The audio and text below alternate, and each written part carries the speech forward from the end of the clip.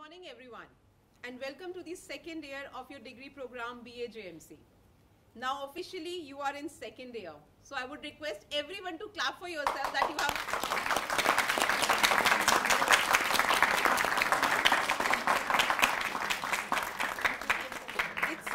It is indeed a moment of pride and pleasure when you see yourself as seniors, and soon you will be welcoming your juniors.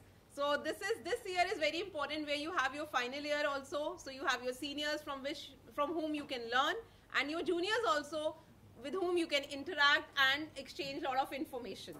You people are coming directly after your internship to the second year, and I'm sure you people have learned a lot of things which you would like to exchange with your colleagues, with your peer group, and with us also. In this whole process, we are really happy to know that many of you have worked at good places and learned a lot of things. And after coming from internship, this will be your first week, and this is 1 week long session orientation program. In this week, we will be providing you details about the subject courses you will be learning in this third semester and how your journey will proceed in future. So this program, in this particular week, we'll be talking about the subjects you will be taking up in the third semester. To name a few, you have development communication, basics of radio programming and production, basics of video camera, lights and sound, radio production lab, video production lab, and internship report, STR, summer training report, in which you will be filing the work you have done in the internship, a 100-mark paper. There are 2 elective papers, radio jockeying and news reading, and video editing. So in this 1 week program, you will be interacting with the people from the industry, from the other institutions, who will give you a insight into these subjects, and that will also help you take the right decision when it comes to the elective courses. Along with me, Ms. Saima Parvez and Mr. Madhav Sharma will be your mentors for this semester. To give more details about your journey ahead, I invite Dr. Shushmita Bala, Head DME Media School, to address all of you. She'll be talking about achieving the targets through quality approach. Over to you, ma'am. Thank you, Manasvi. Today's topic is achieving the target with a quality approach. Fine. So we can divide this topic in 2 parts. First is, what is our goal and how we can achieve the target. You have 4 papers, 3 plus 1, 3 main papers and 1 elective. Fine. Now, सबसे पहले तुम्हें welcome करना चाहिए था. So welcome in third semester and achieve what you want. Fine. It's very important कि to get good marks in offline mode. Now this can be a challenging because online examination अभी तक आपने दिया था. Now it's offline everything. Examination, practical, theory, everything. So what is important? Files बनानी है. Ma'am ने बोला STR. कितने लोगों की इंटर्नशिप अभी नहीं हुई है? मुझे मालूम है. Just raise your hand. How many of you या recently start की है? No. सबकी complete हो गई? It means जो अभी जिन्होंने start की वो आए नहीं हैं. ठीक है. So जो हमने topic की बात की, in 2 parts, achieving the target. कैसे achieve करोगे target? You have any question? क्या करना है? Basically, आपको एग्जामिनेशन अपना गुड मार्क्स से क्लियर करना है. बेसिकली आपको अच्छी तरह से पढ़ना है. आपकी स्टडीज़ बेटर होनी चाहिए. You are in third semester. Obviously आपके जूनियर्स आएंगे, आपको उनको एक ट्रेंड सेट करके देना है. कैसे करेंगे? जब आप कुछ अचीव करेंगे. Already you are achieving lots of thing in different society, in different events, in your college, in your studies and in your marks. Fine. Same आपको पैटर्न अभी फॉलो करना है. जिन्होंने बहुत कुछ अचीव नहीं किया, you are in third semester, you can achieve a lot. Hindi दिवस वाले दिन तन्वी का पोएम किसने सुनी थी? कितने लोग थे? ओके, रेस्ट नहीं थे। तो आप ये छोटे छोटे से जो इवेंट करते हैं ना, उसमें भी अचीव करते हैं। You are gaining, you are making your profile, तुम्हारे प्रोफाइल में ऐड हो रहा है ये। And when you are in 5th semester और 6th सेमेस्टर, जब आप मास्टर्स के लिए जाते हो तो ये सारी चीज़ें मायने रखती हैं, काउंट करती हैं। आपके पास सर्टिफिकेट्स होते हैं। ये मैं हमेशा बोलती हूँ कि जब आपके पास फाइल में सर्टिफिकेट्स हैं, आपके पास कुछ भी आपने गेन किया है उससे रिलेटेड आपके पास डॉक्यूमेंट्स हैं, आपने उस फाइल में इंसर्ट किया है, तो आप बहुत कुछ अचीव कर रहे हैं।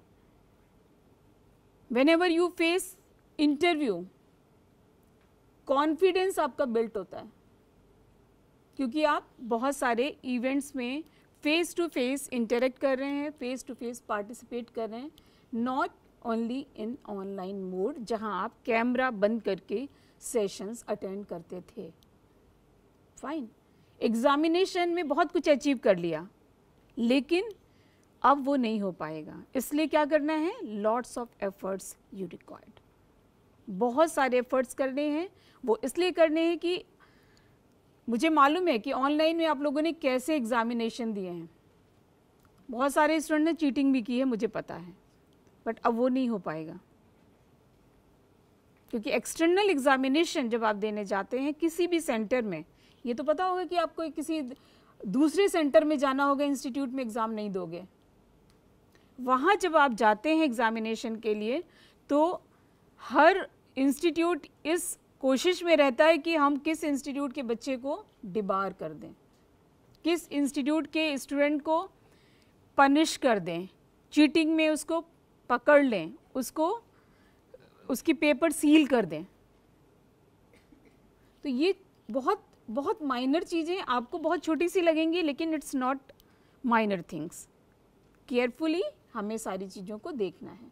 And you are good students, जो बहुत अच्छे उसमें एकेडमिक्स में नहीं हो, वो थोड़ी सी एफर्ट्स करोगे, नो प्रॉब्लम, बहुत अच्छा गेन करोगे, बहुत अच्छा अचीव करोगे। मैम ने तुम्हें बताया कि तुम्हारे कौन से सब्जेक्ट हैं, तो 3 सब्जेक्ट्स तो क्लियर हैं। जो आपका इलेक्टिव पेपर है वो कितने लोगों ने सेलेक्ट कर लिया अभी तक? Video editing and RJNR। RJNR कितने लोगों ने लिया है? Okay, rest are in video editing. हाँ, ओके। वीडियो एडिटिंग में अगर जितने भी स्टूडेंट्स हैं, जब आपको कोई टीचर वीडियो एडिटिंग, क्योंकि अभी आपका जो सिनेरियो है, आपके पास एक पेपर है basics of radio program production. Ma'am ने आपको बताया कि जितने लोग आपको यहाँ दिखाई दे रहे थे स्क्रीन में, वो प्रोफेशनल हैं, फील्ड से रिलेटेड लोग हैं, इंडस्ट्री से रिलेटेड लोग हैं, जो आएंगे आपका सेशन लेंगे। जब हम ओरिएंटेशन की बात कर रहे हैं, orientation of the subject, that means कि आपको उनसे कुछ लर्न करना है, उनसे कुछ सीखना है। मैं इन हाउस केवल तुम्हें ब्रीफ कर रही हूँ कि क्या तुम्हें करना है आगे और कैसे करना है, बट जो एक्सपर्ट्स फील्ड के आएंगे पर्टिकुलर सब्जेक्ट को लेके, वो आपको प्रॉपरली ब्रीफ करेंगे कि आप इस सब्जेक्ट में क्या और कैसे कर सकते हैं। तो मैंने कमिट किया था कि basics of radio program production मैं इस बार B सेक्शन को पढ़ाऊंगी, क्योंकि मेरा 89 से रेडियो से नाता है। ठीक है, मैं रेडियो में काफ़ी सालों से हूँ। 1989 से पहले से है, 86 से, आई थिंक 1986 से। इट मीन्स कि आपको ज़्यादा से ज़्यादा सीखने को मिलेगा, लेकिन जो टीचर्स आपको ऑब्वियसली पढ़ाने के लिए आ रहे हैं वो भी फील्ड से रिलेटेड हैं। RJ हैं जो, जिनको मैंने बुलाया है, तो वो आपकी क्लासेस लेंगी। पहले वो RJ थी और अब आपको क्लासेस के लिए वो आ रही हैं। गरिमा मैम, गरिमा थरेजा जैन, वो आपकी क्लासेस लेंगी। तो सर्च कर लेना गरिमा थरेजा जैन से, पता चल जाए कि वो क्या हैं, और वो बहुत अच्छा पढ़ाने वाली हैं। Fine. Related to STR, ma'am ने जो बात की, आपका STR आज से स्टार्ट हो जाना चाहिए। जो आपने काम शुरू किया है, जो आपने इंडस्ट्री में काम किया था, कितने लोगों ने कितना % काम किया है? 50%, 20%, 20% कितने लोगों ने किया है? 30% कितने लोगों ने फाइल वर्क किया है? क्योंकि ब्रीफ तो कर दिया गया था आपको कि कैसे बनाना है, क्या करना है. नो वरी, आज से आपका माइंड मेकअप करो, क्योंकि क्लासेस स्टार्ट हैं, STR की भी क्लासेस होंगी, तो आपको कैसे करना है, आप ग्रेजुअली वर्क करना स्टार्ट कर देंगे. क्लियर? STR फाइल सबमिशन, जो आपको सबमिशन है that is in hard copy. आपको हार्ड कॉपी सबमिट करनी है और आपका जो टारगेट है उसको अचीव करने का, उसकी एक डेडलाइन हम बता देंगे. डिफ़िकल्ट होगा no doubt, but no worry for that. क्यों? क्योंकि आपको क्या करना है, रेगुलर कॉलेज आना है, रेगुलर क्लासेस अटेंड करनी है, थोड़ा सा सीरियस होना है, थोड़ा अटेंटिव होना है, and you can get your target. आपको अपना टारगेट मिल जाएगा, आप अपना टारगेट अचीव कर लेंगे. सेकंड पॉइंट मेरा क्या था? सेकंड पॉइंट हमने क्या डिस्कस किया था, क्या टॉपिक आपको बताया गया, क्या टॉपिक है? Quality approach. क्वालिटी अप्रोच के लिए क्या करना है? क्वालिटी अप्रोच के लिए आपको रेगुलर बेसिस पे राइटिंग वर्क करना है. Why writing work? Because in radio program production different formats हैं. जब डिफरेंट फॉर्मेट्स का आप यूज़ करेंगे तो वहाँ आपको राइटिंग वर्क रेगुलर बेसिस पे करना होगा. And today's is 26. आपको आज से ही एक हाफ एन आवर के लिए रेडियो सुनने की हैबिट डालनी पड़ेगी. कोई भी प्रोग्राम सुनेंगे, सेम आपको टीचर्स बोलेंगे कि आप रेडियो सुनिए. Listening is important, because different formats की अंडरस्टैंडिंग तभी होगी जब आप लिसनिंग करेंगे. एंड इम्पॉर्टेंट इज़ दिस कि आपको news reading, RJNR, radio jockey and news reading, उसमें क्या करना है? रेडियो जॉकिंग सारे समझते हो, बहुत ईजी है, हो जाएगा, कोई प्रॉब्लम नहीं है. But news reading is some difficult.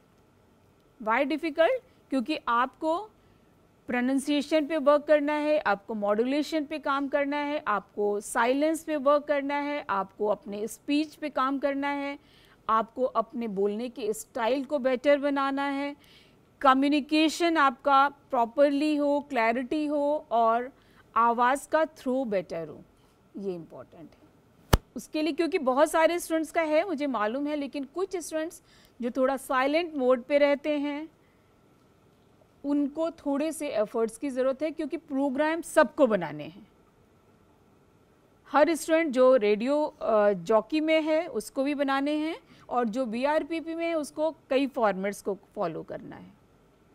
तो आपने एफर्ट्स करने हैं बहुत सारे, इसमें कोई प्रॉब्लम नहीं है, क्योंकि अभी तुमने फर्स्ट सेमेस्टर सेकंड सेमेस्टर में बहुत सारी चीज़ें लर्न की और ग्रेजुअली काफ़ी चीज़ें सीखी.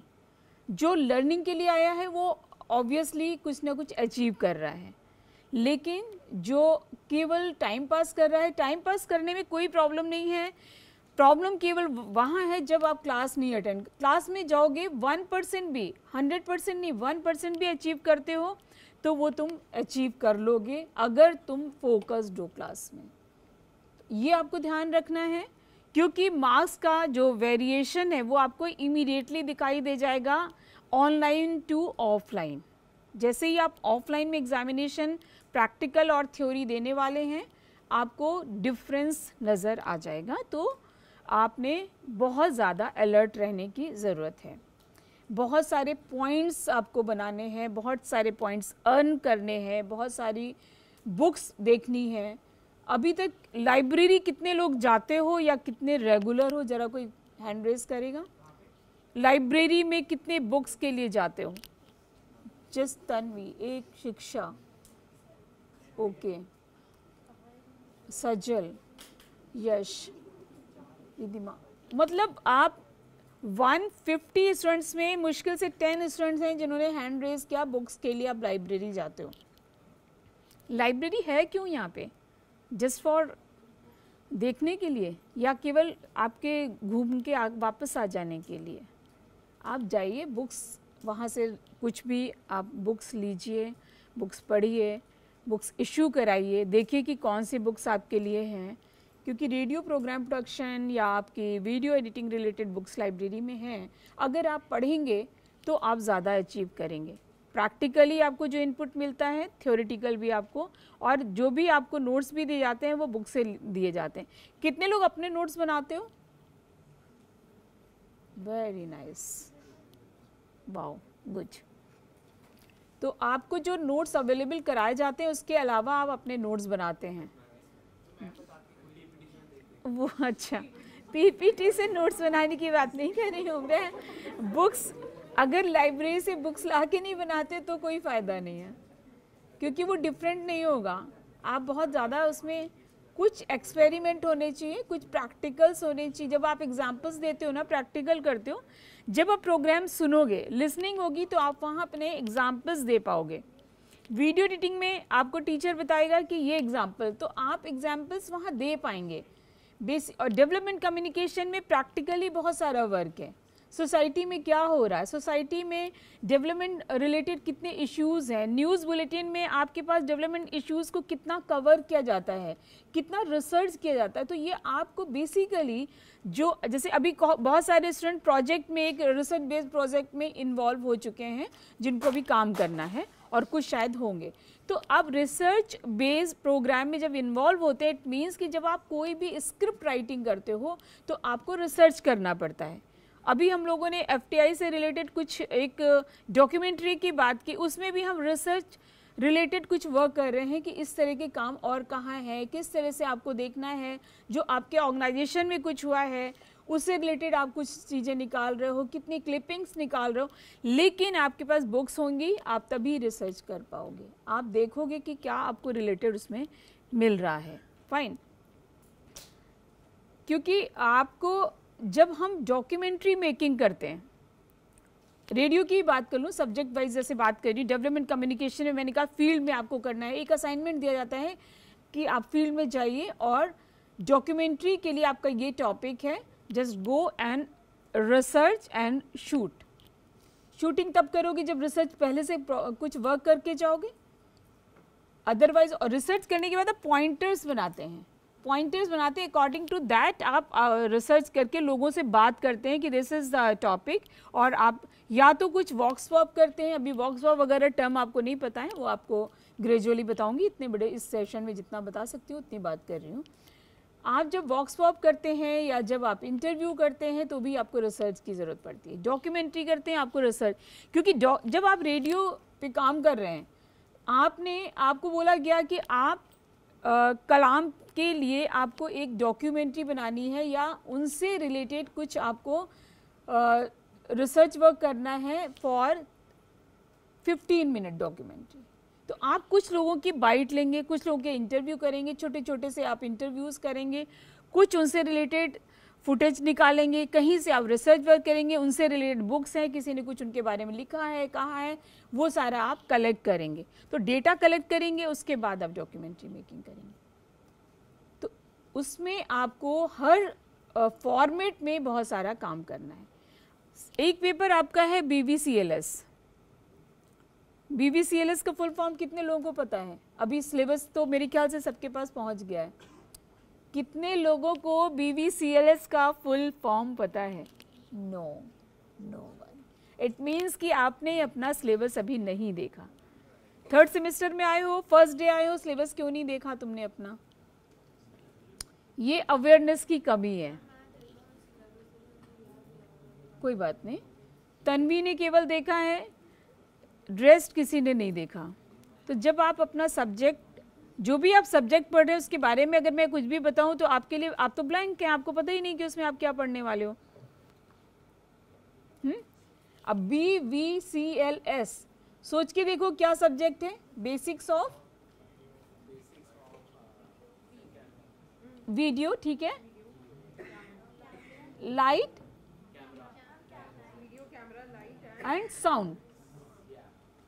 फाइन, थोड़ा दिमाग अप्लाई करोगे अपने आप आ जाएगा, क्योंकि तुमने BVCLS 3 आपके ये 5 वर्ड्स है। B बेसिक्स हो गया, same basics of radio program production जो BRPP है, BVCLS हो गया, डेफकॉम हो गया, फिर आपके इलेक्टिव पेपर्स हैं जो आप ऑलरेडी सेलेक्ट कर चुके हैं।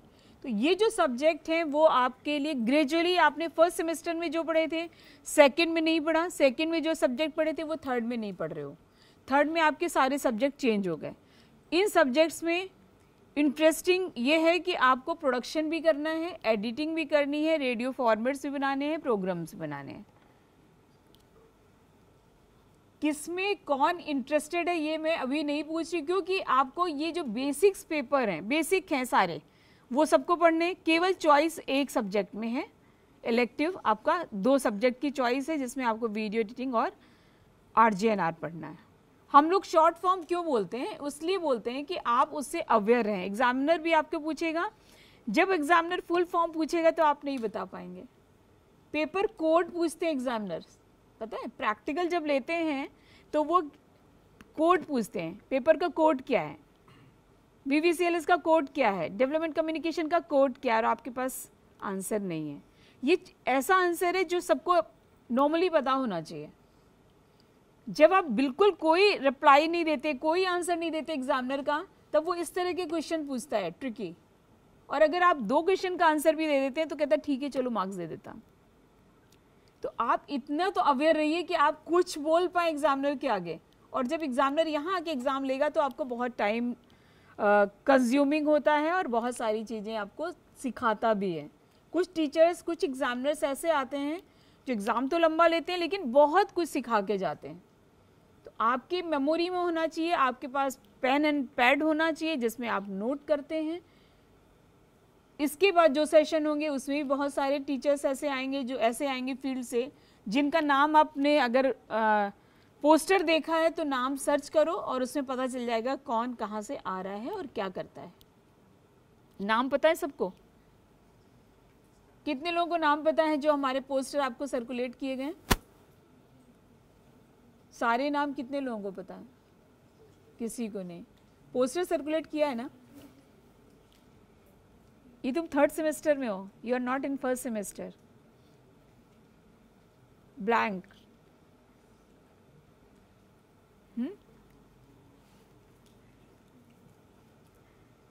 सब्जेक्ट आप आज क्या करेंगे? आज तो जो सेशन हो जाएगा, लेकिन कल जब आप आएंगे या सेशन के बाद, सेकंड सेशन के बाद, आप लोगों को अपने क्लासरूम में जाने के साथ में ये सर्च करना है कि आपके गेस्ट स्पीकर कौन आ रहा है। ठीक है, आपके गेस्ट स्पीकर नाम बता देती हूँ। लक्ष्मी शंकर वाजपेयी आ रहे हैं, नाम तुम लोगों ने किसी ने नहीं सुना होगा। प्रदीप शर्मा है, उनका नाम तुम लोगों ने किसी ने नहीं सुना होगा, लेकिन नाम नोट कर लो। जब सर्च करोगे तो पता चलेगा कि कौन है ये 2 लोगों के नाम लिए, ये रेडियो रिलेटेड है। राफे सुल्तान है, वो आपको इसमें BBCLS के लिए आएंगे, जो आज तक में हैं और ज़माने से वो फोटोग्राफर हैं। वहाँ ज़माने से, विनोद दुआ के टाइम से उन्होंने उसमें शूट करना शुरू किया था और तब से वो आज तक में सिर्फ और सिर्फ वही काम करते हैं। तो बहुत एक्सपीरियंस लोग हैं जो आपके पास आ रहे हैं। और प्रदीप शर्मा और लक्ष्मी शंकर वाजपेयी, वो कमेंटेटर, एज ए कमेंटेटर 26 जनवरी 15 अगस्त में सबने सुना होगा। प्रदीप जी को भी सुना होगा, लक्ष्मी शंकर वाजपेयी को भी सुना होगा। तो अगर तुम लोग 15 अगस्त और उसकी कमेंट्री सुनते होगे तो आवाज़ सुनी होगी, अदरवाइज़ नहीं सुनी होगी, क्योंकि उस समय तुम लोग सो रहे होते हो, तुम्हारा कोई इंटरेस्ट नहीं होता। कुछ लोगों का है रिदिमा, मैं सबके लिए कमेंट ये नहीं है, लेकिन मोस्टली लोग सो रहे होते हैं उसे कि ठीक है आज सोने का मौका मिला, छुट्टी है तो सो लेते हैं।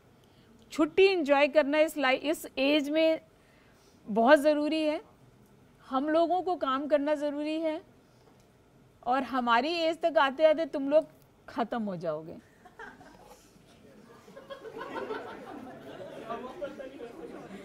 ये खुश होने की बात है, ये खुश होने की बात नहीं है। तुम्हें ये बोलना चाहिए कि नहीं मैम, हम एनर्जी से पढ़ेंगे, एनर्जी से काम करेंगे तो हम आपसे ज़्यादा काम करेंगे। ये करो ना, ये होना चाहिए कि आपसे ज़्यादा काम करके दिखाएंगे हम। मैं कॉलेज में हूँ नहीं हूँ उसका मतलब नहीं है, लेकिन कहीं भी वो दिखाई तो देगा ना कि हमारे स्टूडेंट क्या कर रहे हैं। क्योंकि मैंने बोला 86 में रेडियो में जा रही हूँ, 86 से मैं रेडियो से जुड़ी हुई हूँ, फाइन। और अभी क्या है 2022, तो इतने साल से रेडियो अगर मैं एज ए टॉकर जा रही हूँ तो इट मीन्स कि कुछ तो होगा। इट मीन्स कि आपको एक देखना है कि कितने वर्ड्स में हम कितने वर्ड्स बोलते हैं, उसके लिए कितनी लाइंस लिखनी है, कितने वर्ड्स हम कितनी देर में बोल पाते हैं, किन वर्ड्स के बाद हमें पॉज देना होता है, कहाँ हमें साइलेंस की ज़रूरत होती है, किस वर्ड को किस तरह से बोलना है, प्रोनाउंसिएशन क्या है। बहुत से लोग जा सब मिक्स कर देते हैं। अभी मैं कल एक प्रोग्राम सुन रही थी, उसमें उनको पता ही नहीं था कि ज कहाँ बोलना है, ज कहाँ बोलना है। तो ये आप लोगों को पता होना चाहिए जब आप प्रोग्राम मेकिंग करेंगे, तो जब आप डिफरेंट फॉर्मेट्स पे काम करेंगे तो, और जब आपकी आवाज़ अपने आप ठीक होगी, आप अपने ये तुम्हारा प्रमोशन है। मैं जैसे बोलती हूँ तो तुम लोग सुनते हो कि मैं कैसे बोल रही हूँ, लेकिन जब तुम में से कोई भी अच्छा बोलता है तो मैं हमेशा अप्रिशिएट करती हूँ कि हाँ वेरी नाइस। जब हिंदी की वैक की क्लासेस मैंने ली थी तो काफ़ी स्टूडेंट को मैंने बोला था कि तुम्हारी आवाज़ अच्छी है, थोड़ा सा इसको और पॉलिशिंग की ज़रूरत है, बेटर हो जाएगा।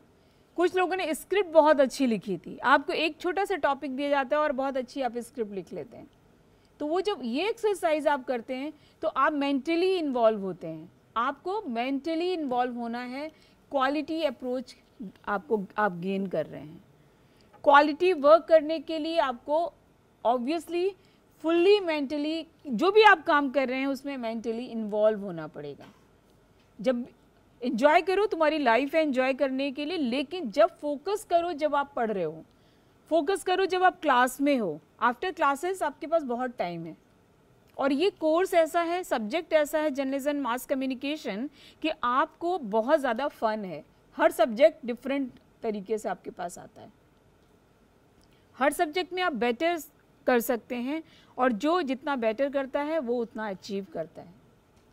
तो हमें मोस्टली अचीव करने की कोशिश करनी है, अपना टारगेट एक बनाना है कि हमारा ये टारगेट होगा और इसके अकॉर्डिंग हम अचीव करेंगे। जो क्वालिटी अप्रोच की बात की गई है, क्वालिटी मेंटेन करने की कोशिश करेंगे, वो राइटिंग हो या इंग्लिश मत यूज़ करना कभी भी जब आप रेडियो की स्क्रिप्ट लिखोगे, तो ईदर इंग्लिश और हिंदी, मिक्सिंग नहीं करनी है, क्योंकि आरजे में मिक्सिंग चल सकती है पर basics of radio program production वहाँ हम AIR के इंस्ट्रक्शन फॉलो करते हैं।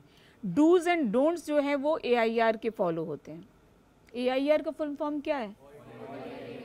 Thank you.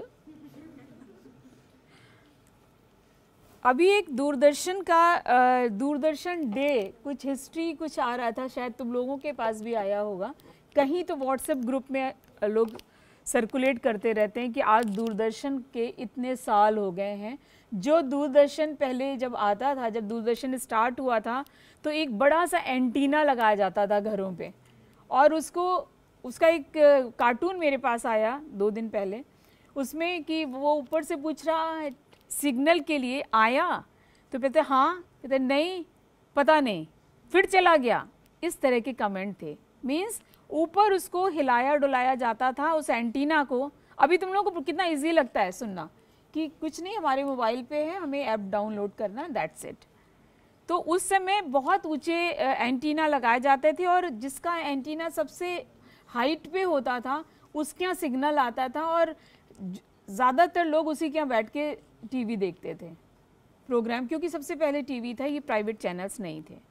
तो जब प्राइवेट चैनल्स नहीं थे तभी भी प्रोग्राम बहुत अच्छे आते थे। और दूरदर्शन कितने लोग देखते हो, कभी कितने लोगों ने दूरदर्शन देखा है? चलो कुछ लोग हैं जो दूरदर्शन देखते हैं, गुड। दूरदर्शन में आपको ऑथेंटिक न्यूज़ दिखती है, आपको डेवलपमेंट रिलेटेड इश्यूज से मिलते हैं, आपको रिलेटेड तो पूरा इंडिया रिलेटेड न्यूज़ मिल जाती है, बाहर की भी मिल जाती है। लेकिन आप प्राइवेट चैनल्स जो बहुत ज़्यादा प्राइवेट चैनल्स देखते हैं, उनको सिर्फ और सिर्फ story again and again and again repetition दिखाई देता रहता है। तो अगर आप देखते हैं दूरदर्शन तो बहुत अच्छी बात है, जो लोग नहीं देखते हैं वो भी ट्राई करोगे कि हाफ एन आवर, क्योंकि नेक्स्ट सेमेस्टर में जब आओगे तो तुम्हें जो भी बात करेगा वो टीवी रिलेटेड बात करेगा। जिन लोगों जो लोग रेगुलर बेसिस पे देखते हैं उनको कोई प्रॉब्लम नहीं है, वो आराम से बता सकते हैं कि इस सेगमेंट में ये आता है। अगर फुल टाइम घर में दूरदर्शन चलता है तो उससे चलते फिरते भी हो सकता है पेरेंट्स केवल दूरदर्शन देखने के शौकीन हो, इसलिए भी आप लोगों को आदत हो गई हो दूरदर्शन देखने की, क्योंकि मोस्टली जो पुराने ज़माने के लोग हैं या ग्रैंड पेरेंट्स हैं उनको दूरदर्शन ही अभी भी पसंद आता है और वो वही देखना चाहते हैं, क्योंकि उनको वहाँ पे ऑथेंटिक, अब ऑथेंटिक वर्ड मैंने यूज़ किया, क्यों यूज़ किया कि ऑथेंटिक न्यूज़ हमें हर जगह नहीं मिलती, हमें गॉसिपिंग ज़्यादा मिलती है, हमें फोकस करना है ऑथेंटिक न्यूज़ पे।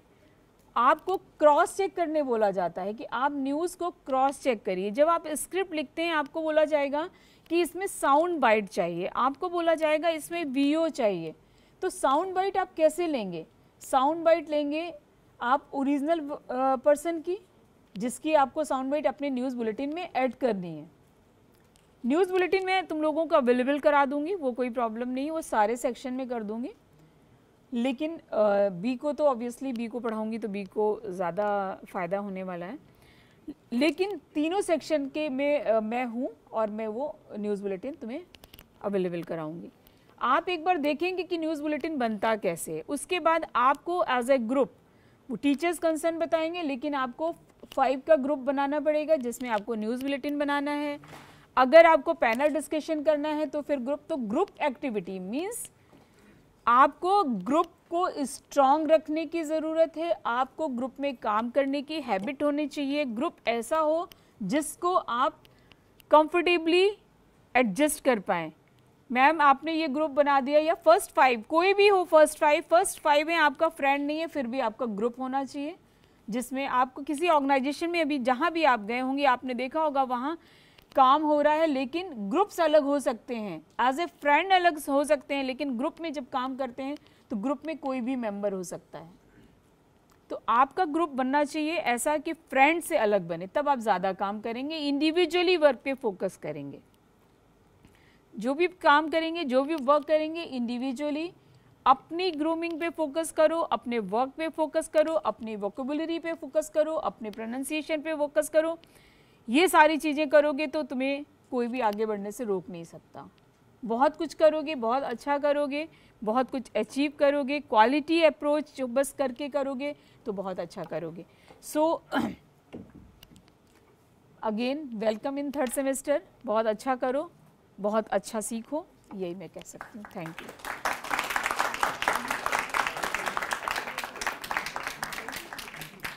If you have any query related to your subjects, anything related to the conduct of how we gonna do the STR, you can ask me right away or you can ask ma'am also. Otherwise, we'll proceed to the next session. Anyone, any doubt, any query in your mind right now with related to subjects? No? All right. Thank you so much. Thank you, ma'am. And we proceed towards the next session, section 2. This session will be conducted by Mr. Kranti Anand.